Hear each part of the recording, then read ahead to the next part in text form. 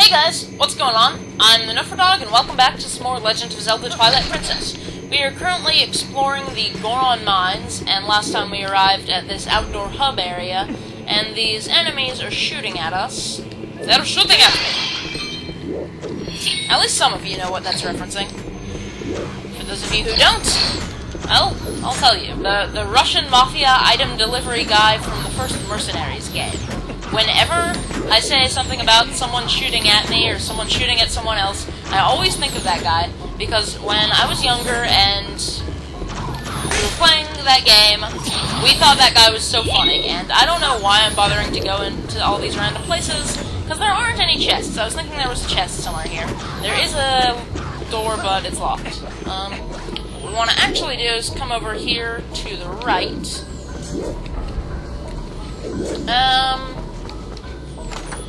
Never mind. Oh, okay, yeah. We will get a small key from here, because I was going to say, maybe we shouldn't go to the right, because we can't get past this stupid statue. It's a Bemis statue, I believe it's called. B-E-A-N-O-S.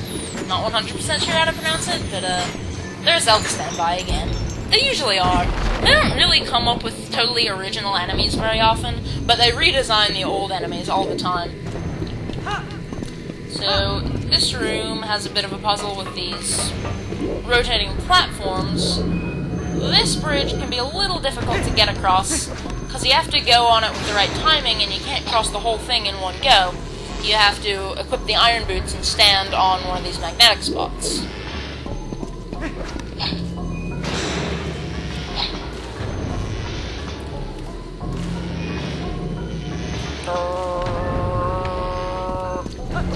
You know, I keep having these issues with the audio,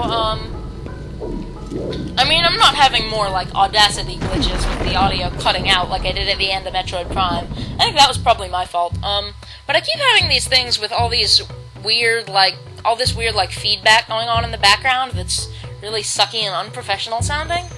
I'm trying to figure out what all it is. I don't know if it has something to do with, wires rubbing against each other or something. It's obviously not my voice. Maybe it's, the controller? But, whatever. We'll see if I get any too badly in this episode. Anyway, wait. Is that a... I never noticed he's holding a pipe. That's, odd. I wonder what he's smoking with it. Oh, the young human. I am pleased... No, this is the wrong voice. This is the guy who calls me brudda. The young human. I am pleased to see you make it this far, brudda. I am one of the 4 elders of the Goron tribe. I am called Goron Mines.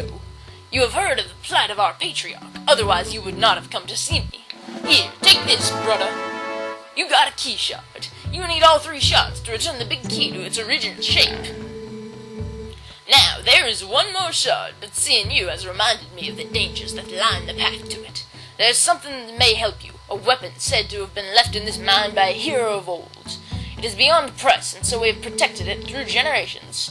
Now, when our tribe balances in the brink of ruin, it could aid in our salvation. And wow, I'm just totally getting worse and worse with this voice. The hero's weapon is stored safely up ahead. Talk to the guard and take it with you, with the blessings of the Gorons. Okay, apparently we're gonna get some cool weapon in here.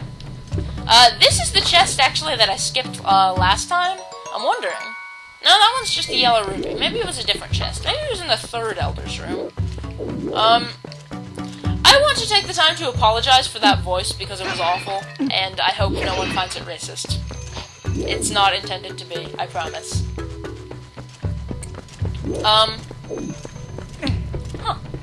Well, if it's not that chest, maybe it is in the 3rd Elder's room. If it's not, I honestly have no idea, there's the heart. Very good.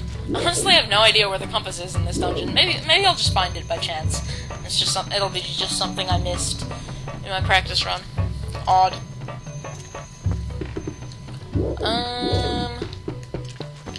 What? I got a new parakeet today. Actually, it's my dad's. When I was back in 8th grade, my dad lived in a different town, and I kept saying it's kind of lonely at his house, he needs to get a pet, and eventually we decided to get parakeets. We got 2, so they could kind of keep each other company. They were very cute together, and they were great buddies, but one of them died. And then we've had one for quite a while since then. And we decided he should have a buddy again. So we got another parakeet. We're honestly not sure whether it's a male or a female, because the parakeets were too young to really tell, because the main way you tell is by the color of the spot where their nostrils are. Their nostrils haven't really developed color yet, but whatever. Enough technical parakeet lingo, jargon, whatever. Point is, we got a new bird and he's cute. We're not. Why did I think of that? Oh, right, because I said right, sort of like a Australian-ish accent. Watch the compass be down here somewhere? I don't think they would put it that out of the way.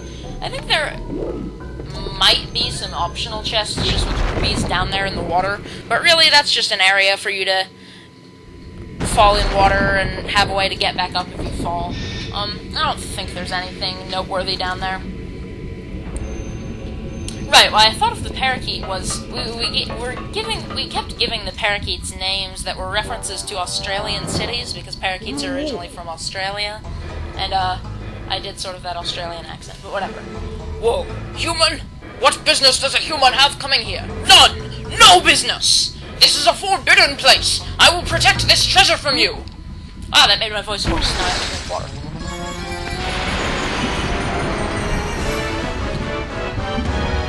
Okay, this guy is very, very heavy. You managed to break those chains.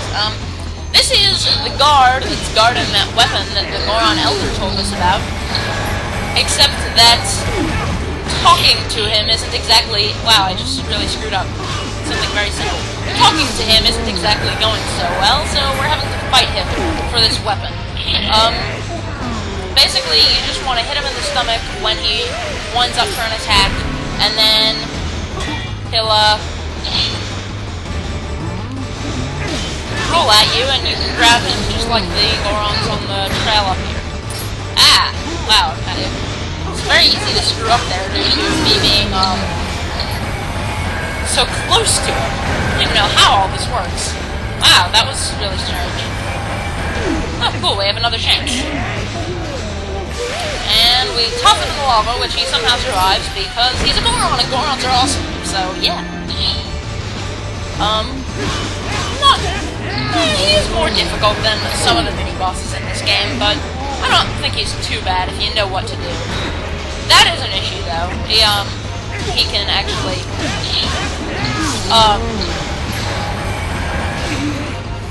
if you throw him from a bad place, he will stay on the platform the whole time. Sort of reminds me of fighting Bowser in Super Mario 64, which is a positive comparison, I guess. That is a great game. Oh, that hurt a lot. Who knew that humans were capable of such feats of strength? Maybe you are going to see the patriarch of our tribe. That's weird. Ah, so that is why you are here. In that case, take the weapon of the hero of the past. I don't know why he's starting to become Arnold Schwarzenegger, but in exchange, you must save the patriarch of our tribe. Or else, I will terminate you. Hey, he's wearing metal armor. I have no idea how that's supposed to work, that platform lifting up out of the lava. That... just... what? I don't know. But, we've made it past him, and now we can... Oops, I didn't mean to talk to him again, I meant to roll. With skills like yours, even the patriarch can be brought back to his senses. Take the hero's weapon and save our patriarch. Okay, I'm done doing that. I didn't intend for him to be Arnold, but when I thought of it, I couldn't resist. Anyway, we're going to get our awesome mid-dungeon item. I mean, that's a Zelda tradition, there's one in every dungeon. Hero's weapon. What could it be? Perhaps something with hero in the name? You got the hero's bow! This Goron treasure once belonged to a hero of legend. You have to wonder if it was a Goron hero or a Link from a previous game. It would be really funny if it was a Goron hero, because how is a Goron going to use this little bow? Anyway, I've talked before about the slingshot being outclassed. It's already been outclassed vastly as a tool by the Gale Boomerang, Now it's going to be even more vastly outclassed as a weapon. My clothes are on fire. Okay, they stopped being on fire. Always good. Odd. This bow is friggin' awesome. I will be keeping this as one of my equipped items for... Okay, that guy was kind of unnecessary to shoot, I'll admit. And he dropped arrows, so it's all good. This is one of the most useful items in the game. I'll be keeping this as one of my equipped items for pretty much the rest of the game most of the time. And now we can finally use it to kill these Bemis statues. Disable him, he sort of sinks back down, and we can pull this guy out of the way. So it's this guy that we need to take out to actually progress, but... Oh, there are 2 floors in this dungeon. It's a little bit bigger than the Forest Temple. Oops. Only barely, though. God. No, I wanna... Okay, there we go. I think this room right here is the 3rd Elder's room, though, so we actually do have to kill some of the other demons here. Let's just stand in the middle of the room. Wow, I'm actually out of range of them if I stand in the middle of the room, which means I have free reign to just sit here and shoot all of them.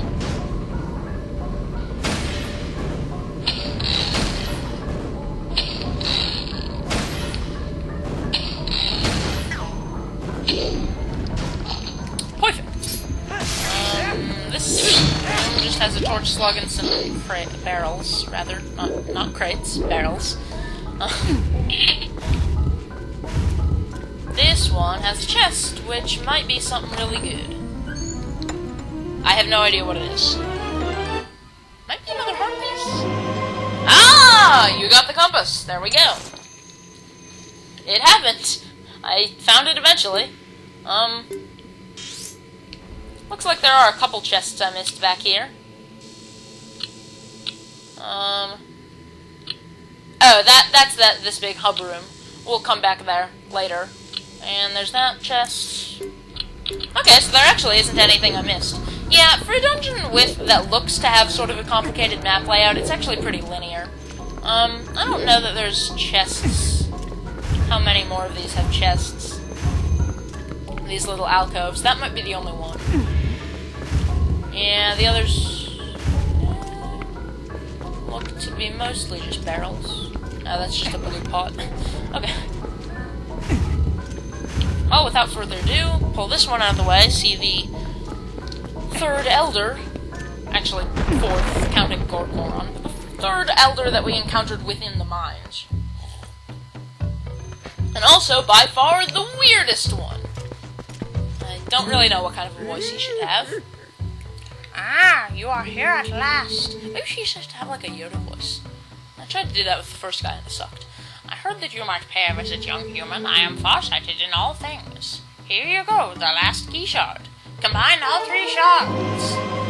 You collected all 3 shards and completed the big key! Hurry to the boss! That was painful. If you use that key, you can open the room where Darbus, the tribal patriarch, is being held. Who knows how powerful Darbus is in his new grotesque form? But I suppose I should trust your power, considering you came this far. Hurry now, to the Patriarch's room. Yes, indeed. We have our awesome weapon and all 3 of the big key shards. All that's left is basically to just sort of backtrack around. Purple rupee, sweet. Our wallet's mostly full, but not totally full, and there's only a couple chests left in the dungeon. Who knows if it ever will actually get filled. Maybe, maybe not. But there will be stuff for us to spend it on after the dungeon. That's important to note.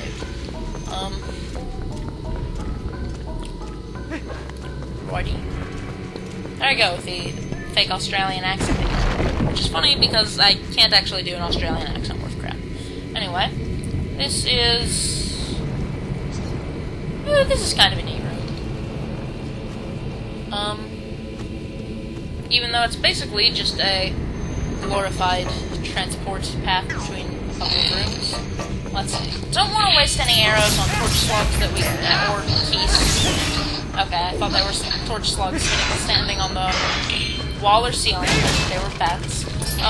That we can just kill with our sword. Because there are a lot of them. See, we can kill these with our sword, but there are these other slugs here that are going to drop down on us when we try to go onto these narrow platforms, and they'll knock us off the platform. So we want to kill them beforehand by sniping them. I think this is a way in which the Wii version of this game is probably better than the GameCube version, is the arrows. For aiming the bow and arrow, or ranged weapons in general, but the bow is the one where it's the most noticeable. I really think the Wii remote controls work well for the bow in this game. I think I'm pretty good at using them, and I think it's fun. It makes it feel more realistic. I think aiming something with a first-person or over-the-shoulder camera is one way in which motion controls work better than buttons and analog sticks. I don't hate motion controls. Now, admittedly, they are overused in some things, or, just attacked on gimmick, but I think this game did a pretty good job with them. I mean, yeah, the slashy thing is a little mindless, but I don't think it's any worse than pressing a button. I mean, think about it. What's the difference there? You just, I mean, it's not like in Skyward Sword where the combat is really based around the motion controls. It's just a substitute for a button, and I don't see why it's any worse, but people seem to get their panties in a twist about it. We can actually... Oh, hey, that's neat. The camera reverts to being right side up, or I guess the camera turns upside down so that everything looks right side up when we're hanging on the ceiling. So we can just snipe that guy, who I guess, I don't know, his feet are sticky or something, and then we can come in here and shoot this, which will open that gate up directly below us. I'm not sure if it's... No, I guess there's no time, but we can now go in here.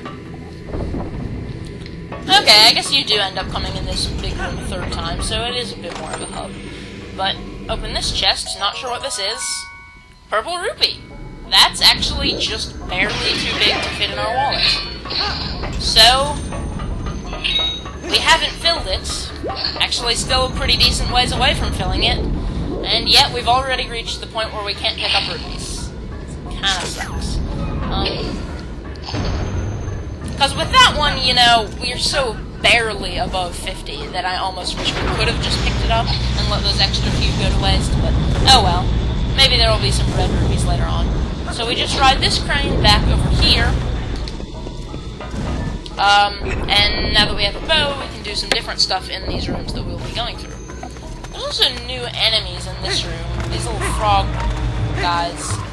Similar to the guy we saw in the lava earlier, but in water instead. Again, practically the only time in the game where you use the shield attack to deflect a projectile. We can use our bow, though, to shoot that from down here, so we don't have to do the whole Iron Boots magnetic wall puzzle thing again. I guess you would call it a puzzle? I don't know. It's all semantics. Shoot these behemoths to get them out of our way. Because they're irritating. Making it very easy to just come up here.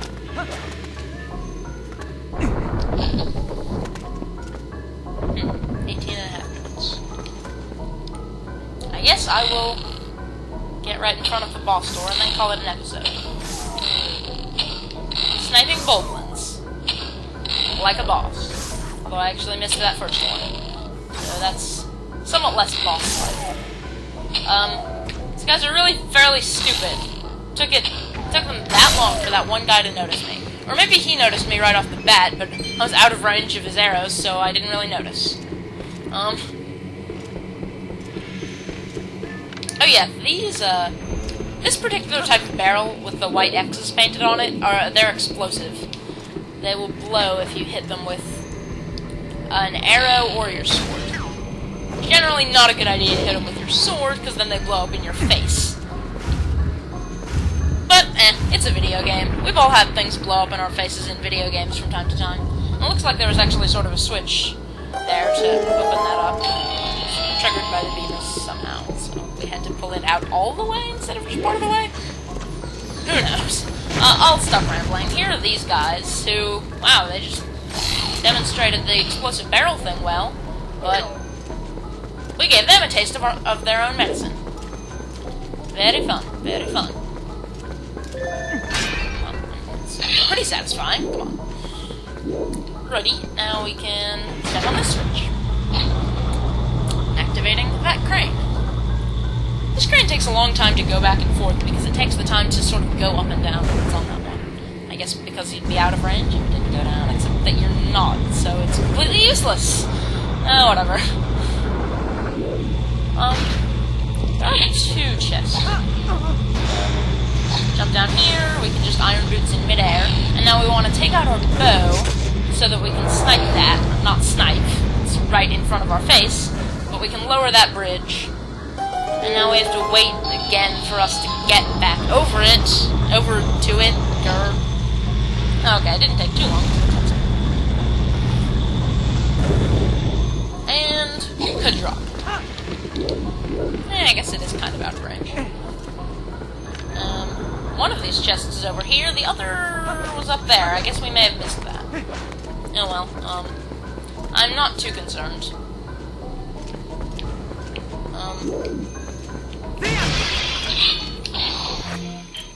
Ooh, there's a fairy. We're gonna use up this milk, even though we don't really need any healing items right now, because a fairy is a lot better.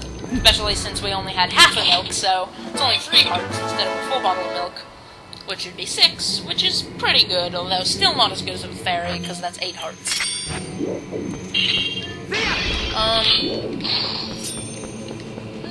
I'm not seeing this chest.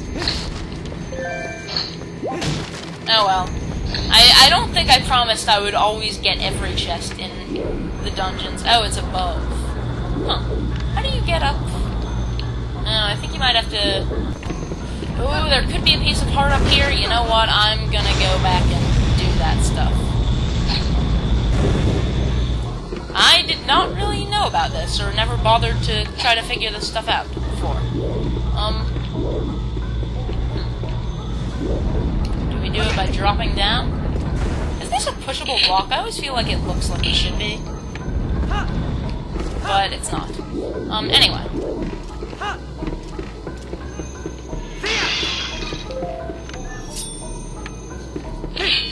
Looks like there should be a chest here.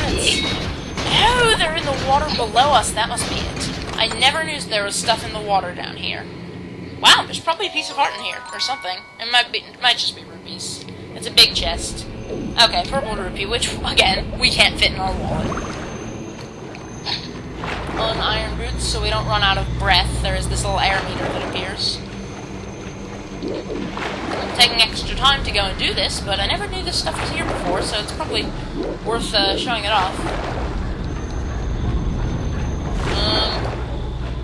Except the other one is not down here. So there's that issue.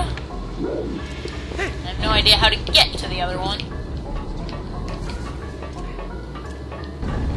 Bit of a problem, I would say.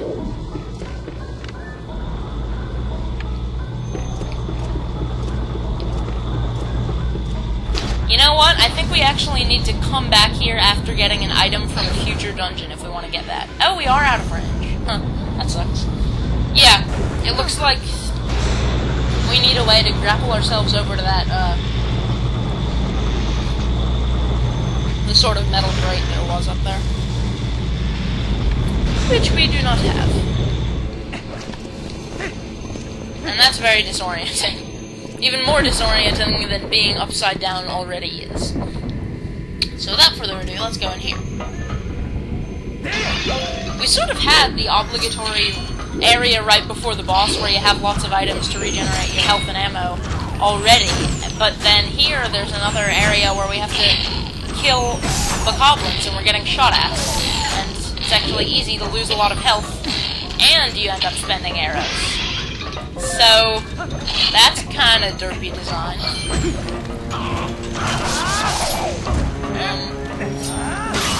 There's still an archer. Come on. Finish him! I was hoping I could get that heart. You suck, goblins. Or, not goblins, they're boblins, but whatever. Oh, they actually force you to use an arrow here, but... Oh well, it's not a problem if we go into the boss battle without quite full arrows. You do need arrows for the boss, but not very much. And here's a whole load of bokoblins, which are boblins, which They're one-hit killed by arrows, and you can shoot the arrows through the dead ones, so yeah, using up more arrows is the best way to do that. Now there are a few jars here, so you can replenish more stuffs. But I don't actually need it, so derpy me. Anyway, next time on The Legend of Zelda Twilight Princess, we're going to see what's going on with Darbus, the patriarch of the Gorons, who was apparently transformed into a hideous monster, because this time we already know who the boss is. Anyway, I'm the Nerfer Dog, and I will see you guys next time.